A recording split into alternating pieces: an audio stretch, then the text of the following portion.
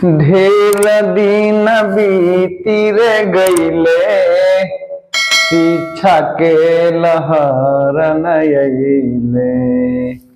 अरे भाई हो हमनी के मिल के अब जगावे के Ram. Hello students, good morning all of you. अभी हम लोग को शिक्षा का लहर पैदा करना है, आ गए हैं शिक्षा का अलख जगाने के लिए। आइए हम सब मिलकर आज चलते हैं एकदम मस्ती भरे क्लास में। आप सब विद्यार्थी ध्यान से आज के कक्षा को आप लोग सुनेंगे, देखेंगे और सीखने का प्रयास करेंगे।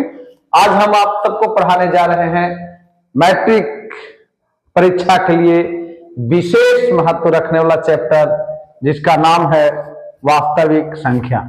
जी हाँ, वास्तविक संख्या, जिससे अभी का जो पैटर्न है उसमें 20 नंबर 10 नंबर पूछी जाती है, लेकिन जब सिलेबस में आपको डबल कर दिया गया है तो एक एवरेज 20 नंबर का सॉल्यूशन आप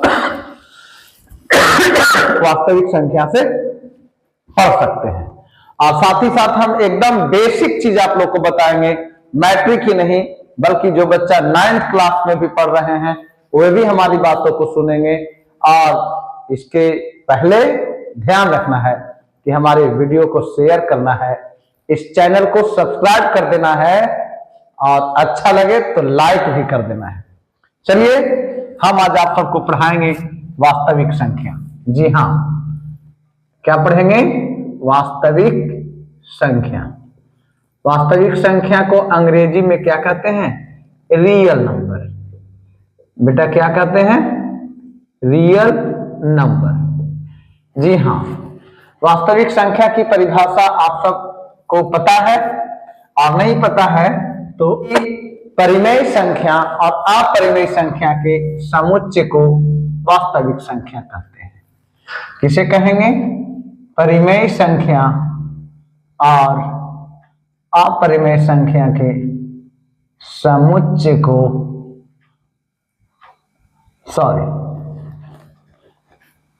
परिमेय संख्या और क्या है? अपरिमेय संख्या। परिमेय संख्या और अपरिमेय संख्या। परिमेय संख्या को अंग्रेजी में रेशनल नंबर कहते हैं और अपरिमेय संख्या को इरेशनल नंबर कहते हैं। Irrational number.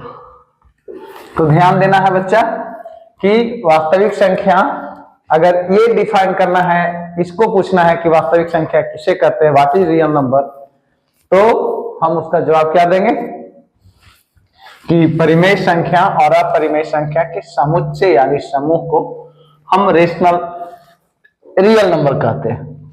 जिसमें आता है कि परिमेय संख्या, जिसको आपने 7 क्लास में पढ़ा है, अपरिमेय संख्या जिसको आपने 8 क्लास में भी सीखा है। और इसको परिमेय संख्या का मतलब होता है जिसे p बटा q के रूप में लिखा जा सकता है, उसे हम परिमेय संख्या कहते हैं।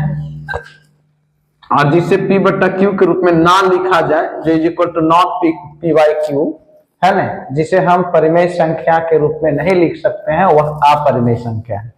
ठीक है, तो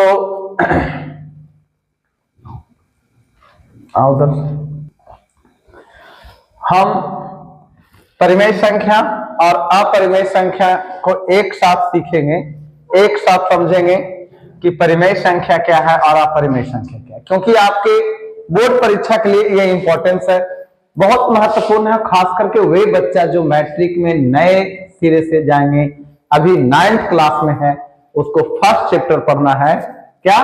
परिमेय संख्या। वे सभी बच्चे ध्यान देंगे हमारी बात पर और गौर से सुनेंगे, एक बार देखेंगे, गारंटेड 100% गारंटी कि आपको समझ में आ जाएगी और आज के कक्षा के बाद आपको दोबारा पढ़ने की जरूरत नहीं पड़ेगी। ये चैलेंज है। देखिए, परिमेय संख्या किसे कहेंगे?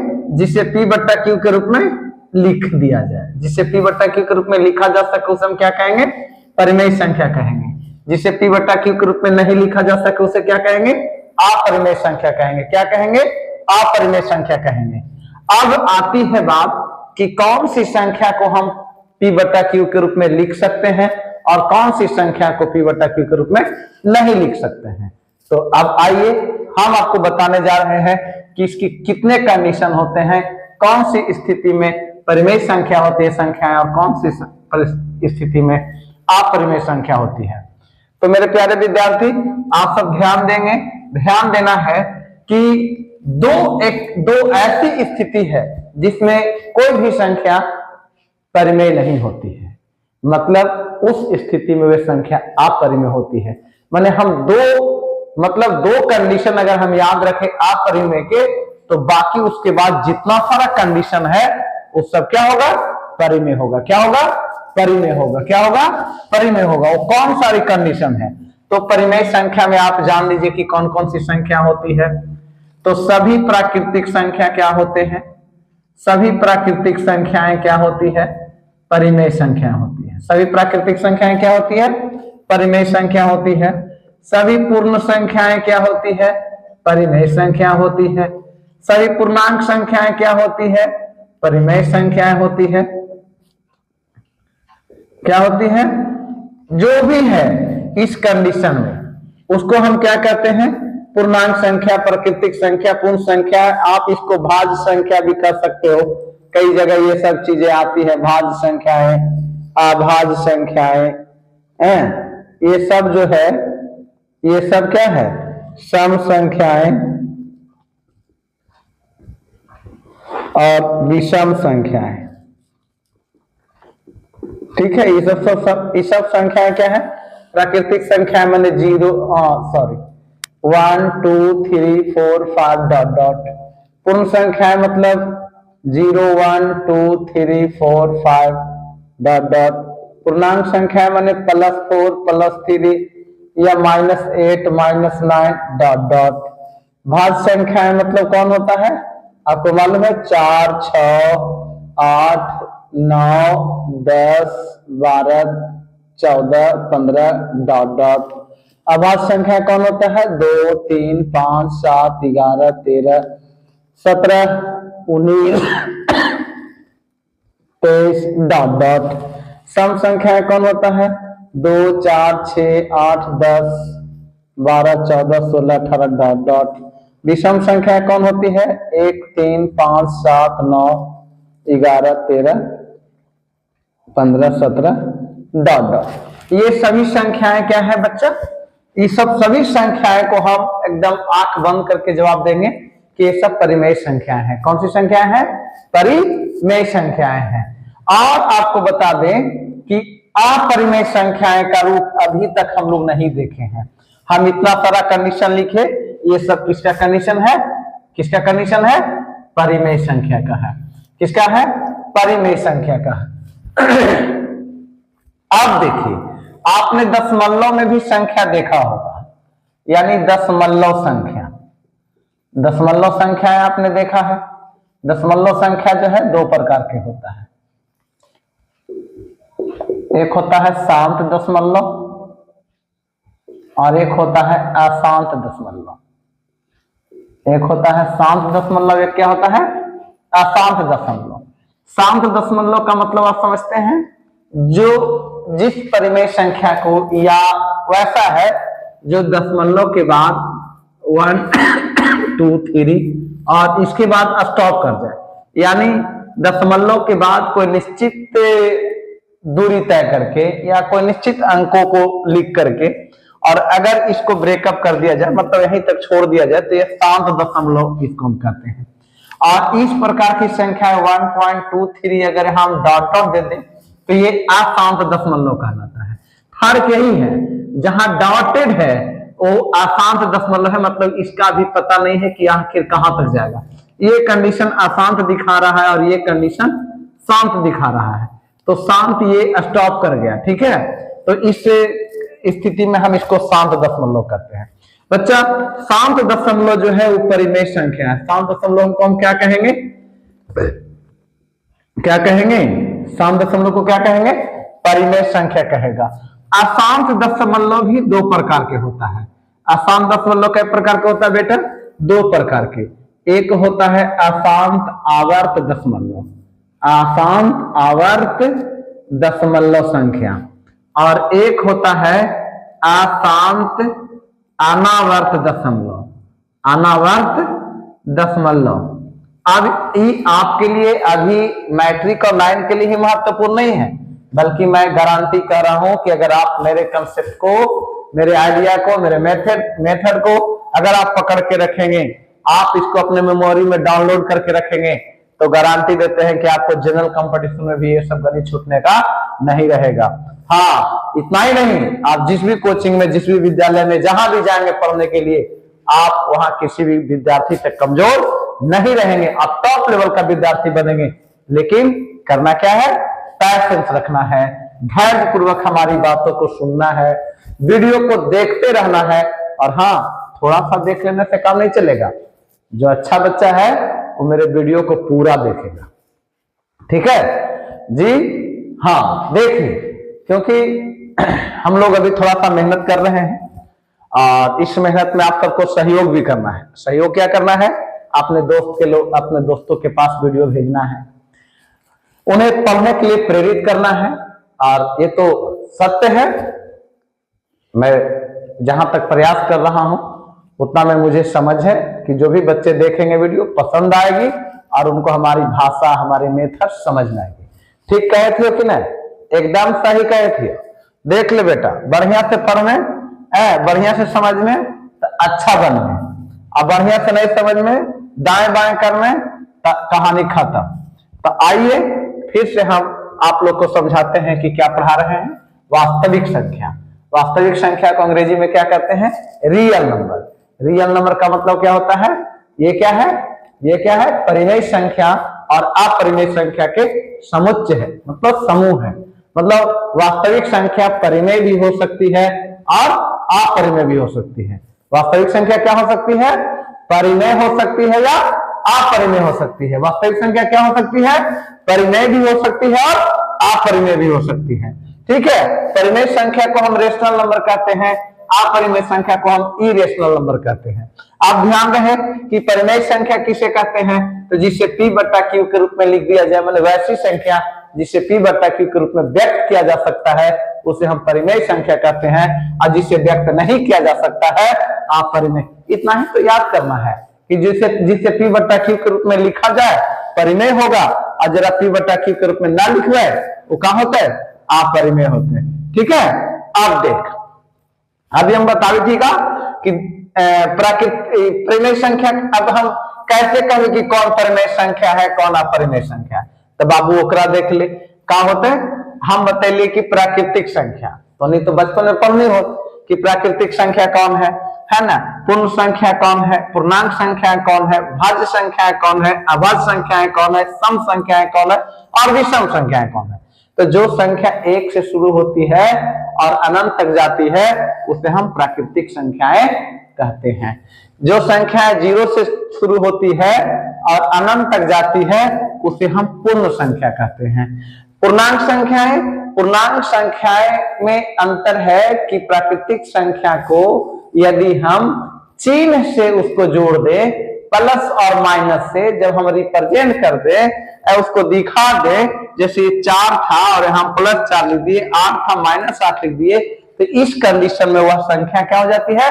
पूर्णांक, जिसे हम इंटीजर्स कहते हैं। ओके, इसी को पूर्णांक संख्या बोलते हैं। भाज्य संख्या के बारे में आप लोग सीखा होगा कि भाज्य संख्या उस संख्या को कहते हैं जो 1 से अधिक अंकों से, 1 से अधिक संख्याओं से जो विभाजित हो जाती है उसे हम भाज्य संख्या कहते हैं। और जो केवल अपने आप और 1 से कटती है, जो सेल्फ डिविजिबल होता है, उसे हम अभाज्य संख्या कहते हैं। और अभाज्य संख्या कौन होती है? देखो, 4 1 से भी विभाजित है और 2 से विभाजित है। 6 1 से विभाजित है, 2 से भी है और 3 से भी है, तो 1 से अधिक अंकों से। अब देखिए, 8 1 से भी है, 2 से भी है, 2 चक्को 8, 4 गुना 8, 8 एकम 8, तो यहाँ पर 1 से अधिक संख्याओं से विभाजित है, इसलिए इसको भाज्य संख्या के श्रेणी में रखा गया। इसी प्रकार से 10 है, 12 है, 14 है, 15। 15 को आप लोग विषम संख्या में भी देखते हैं और भाज्य संख्या में देखते हैं। क्यों देखते हैं? क्योंकि 15 1 से कट रही है, फिर 3 5 15 और 5 तिया 15, ठीक है, और 15 एकम 15, माने ये भी एक से अधिक संख्या से विभाजित हो रही है। इस प्रकार हम इसको क्या कहेंगे? भाज्य संख्या कहेंगे। अभाज्य संख्या, अभाज्य संख्या कौन है? आखिर इसमें उतना जरूरत नहीं है, लेकिन हम आपको नंबर सिस्टम ही बता देना चाहते हैं इसी के माध्यम से, तो सीख लीजिए। अभाज्य संख्या है 2 3 5 7, सारी संख्याएं जो है केवल और केवल अपने आप से और एक से करती है। सम संख्या है, आप जानते हैं जिसको 2 से भाग देने पर पूरी पूरी कट जाती है वो सम संख्या, और जो पूरा पूरा नहीं करता है, जिसमें शेषफल बच जाता है, उसको हम कहते हैं विषम संख्या। तो इस कंडीशन में सभी संख्या को हम क्या बोलेंगे बाबू? क्या बोलेंगे बेटा? क्या बोलेंगे? परिमेय संख्या बोलेंगे। सभी संख्याएं क्या है? परिमेय संख्या है। यहां देख लीजिए, एक चीज और बच गया था, दशमलव संख्या। तो दशमलव संख्या का 2 रूप है। दशमलव संख्या का 2 रूप है, एक शांत दशमलव और एक अशांत दशमलव। तो शांत दशमलव माने दशमलव के बाद 2 अंक, 3 अंक या 4 अंक या 5 अंक के बाद अगर लास्ट में डॉटेड नहीं है, लास्ट में डॉटेड नहीं है, तब हम उसको शांत दशमलव कहेंगे, ठीक है। जैसे मान लिया जाए कि आप भागा देते हैं, ऊपर 15 है और नीचे 16 है, तो 16 से आप भाग देते हैं 15 में, ठीक है। तो अभी तो नहीं लगेगा, तो दशमलव देंगे, 0 बैठाएंगे। 16 अब 16 44 से 144 बचेगा 6, कट जाएगा। अब 0 उतरा तो इस 16 तिया 48, 16 चको 64, तो 48 बच्चा 12 है, 16 सत्ते बलियोत्तर से 112 होगा। अब बेटा देख लो 12 होगा, 112, यहाँ 8 बचेगा, कट जाएगा, ठीक है। आप क्या करेंगे? 0 बैठाएंगे, 16 5 80। यहाँ देखो लास्ट, मतलब इसी को कहना है कि यदि दशमलव के बाद 1 अंक, 2 अंक, 3 अंक या 4 अंक, ये तो परिमेय था जिसको मैंने दशमलव में बदला। लेकिन अगर डायरेक्ट अगर डेसिमल सिस्टम में कोई अंक दिया है, कोई संख्या लिखी गई है, तब हम उसको परिमेय कहेंगे या अपरिमेय कहेंगे। तो जल्दीबाजी करना क्या होगा? जल्दीबाजी करना क्या होगा? मूर्खता होगा। फिर वहां क्या है? गलत होने की डर बनी रहेगी। तो वहां गलती नहीं करना है। क्या नहीं करना है? गलती नहीं करना है। हम बढ़िया से देख लेंगे कि वह जो दशमलव है वह शांत है या अशांत है। अगर इसके बाद अगर डॉटेड लाइन हो गया, जैसे 1/3 है, तो 3 से भाग देते हैं तो दशमलव देंगे 0, 3 तिया 9, 1 बचेगा, 0 3 तिया 9, 3 तिया 9, 1 बचेगा। मतलब कहने का मतलब आते जाएगा और हम लगाते जाएंगे, आते जाएगा और हम लगाते जाएंगे। तो यहां पर क्या करना है कि ई काम नहीं करना है। देखो ये जहां पर 3 बार बार आ रहा है, जहां शेष बच रहा, और शेषफल की पुनरावृत्ति हो गई। शेषफल की क्या हो गई? पुनरावृत्ति हो गई। तो जहां पर शेषफल की पुनरावृत्ति हो जाती है, उस समय हम उसको कहते हैं कि ये अशांत दशमलव है। क्या कहते हैं उसको? अशांत दशमलव कहते हैं। क्या कहते हैं? अशांत दशमलव कहते हैं। तो यहाँ जो बाबू है 2 3 के बाद अगर हम एक एग्जाम्पल दिया है, इसी प्रकार से बहुत सारा एग्जाम्पल आप ले सकते हो और इसको प्रयोग में ला सकते हो। यहाँ पर 2 3 के मैंने डॉट दिखाया, तो डॉट दिखाया तो ये क्या हो गया? अशांत हो गया। अब हम तुमको बताने जा रहे हैं कि ये जो शांत दशमलव है वो परिमेय संख्या है। शांत दशमलव को क्या कहेंगे? परिमेय संख्या। क्या कहेंगे? परिमेय संख्या कहेंगे। 100% शांत दशमलव परिमेय संख्या है, और अशांत दशमलव भी परिमेय संख्या है। लेकिन अशांत दशमलव का 2 रूप है, एक अशांत आवर्त दशमलव है और एक जो है अशांत अनावर्त दशमलव है। तो अशांत आवर्त दशमलव किसको कहते हैं? जैसे 0.3333 डॉट डॉट। तो यहां पर क्या हो रहा है? 0 के बाद 3 एक निश्चित अंक है जिसकी पुनरावृत्ति हो रही है। अगर कोई निश्चित अंकों की पुनरावृत्ति हो दशमलव के बाद, तब हम उसको आवर्त में कहते हैं। क्या किसमें कहते हैं? आवर्त में। और अगर कोई निश्चित अंकों की पुनरावृत्ति नहीं हो, जैसे 0.3 के बाद 1 0 2 गो 3 00 3 गो 3 डॉट डॉट इस प्रकार से अगर आता है, तब हम इसको अशांत और आवर्त में नहीं कहकर अनावर्त में कहेंगे। अगर यहाँ पर 2.535353 डॉट डॉट, तो यहाँ पर क्या हो रहा है? ये 5 3 5 3 5 3, इसका मतलब क्या हो रहा है बेटा? इसका मतलब हो रहा है कि दशमलव के बाद 5 3 ही बार बार आ रहा है। तो 5 3 बार बार आने का मतलब क्या हुआ? यहाँ पर निश्चित अंकों की पुनरावृत्ति हो रही है। क्या हो रही है? निश्चित अंकों की पुनरावृत्ति हो रही है। क्या हो रही है? निश्चित अंकों की पुनरावृत्ति हो रही है। अब आप ध्यान देंगे, अब कहेंगे कि आखिर इसमें तो कुछ और एग्जांपल ले लीजिए। अगर यही 2.53 के बाद अगर 4 रहे, फिर 1 रहे, 2 रहे, 5 3 0 0 1 डॉट डॉट, इस प्रकार से, तो यहाँ पर आप देखिए कि कहीं दशमलव के बाद एक भी जगह पर कोई सिस्टम का प्रयोग नहीं हुआ, लागू नहीं हुआ। तो हम इस कंडीशन में क्या कहेंगे? इस कंडीशन में कहेंगे अगर इस सिस्टम के विरुद्ध है, अगर किसी विशेष नियम का पालन नहीं करता है दशमलव के बाद, तब हम उसको अनावर्त में कहते हैं। क्या कहते हैं? अनावर्त में कहते हैं। यहाँ पर जो है, यहाँ पर यह जो संख्या है परिमेय है, यानी हम इसको P/Q के रूप में लिख सकते हैं। और यहाँ पर जो यह संख्या है वो क्या है? अपरिमेय संख्या। क्या है? अपरिमेय संख्या। क्या है? अपरिमेय संख्या। मतलब मेरे भाई, मेरे विद्यार्थी, मेरे बच्चा, आप लोग को समझना है, समझना क्या है कि अपरिमेय संख्या किस कंडीशन में? बस एक कंडीशन में, अशांत होगा और क्या होगा? अनावर्त होगा। अशांत होगा और क्या होगा? अनावर्त होगा। मतलब क्या होगा? दशमलव के बाद अंकों की पुनरावृत्ति में कोई विशेष नियम का पालन नहीं होगा। ठीक है? अगर अंकों के दशमलव के बाद अगर अंकों जो अंक बढ़ता है, अगर वो कुछ विशेष नियम का पालन कर लेता है, उसका पुनरावृत्ति अगर कुछ नियम से होता है, तब हम उसको परिमेय संख्या कहेंगे। और अशांत का आवर्त रहेगा। क्या रहेगा? अशांत का आवर्त रहेगा। क्या रहेगा? आवर्त रहेगा। क्या रहेगा? आवर्त रहेगा। किस कंडीशन में? दशमलव के बाद अगर वो रिपीट होता है, डिजिट क्या होता है?